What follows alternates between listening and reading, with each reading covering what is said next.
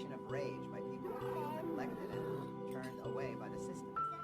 It's like we had in Watts or the riots in China. It's crap, I don't buy that for a minute.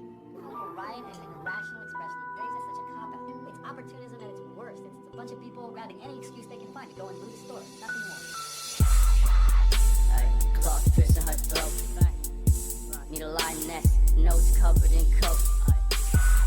Pride to it, need a chain hanging out choke. Pride to it, need a bass banging out joke. Jump game, that's 12 feet, no joke. Sarah Fields, that's my crown, no joke. My coat with me, them stab wounds, no joke. My pack with me, them field niggas, no joke. Eyes locked in my prey. It's follow the leader, you spreading your niggas get sprayed.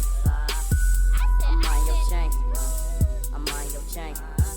What's up with your niggas, they eyeing me looking like they wanna get on some.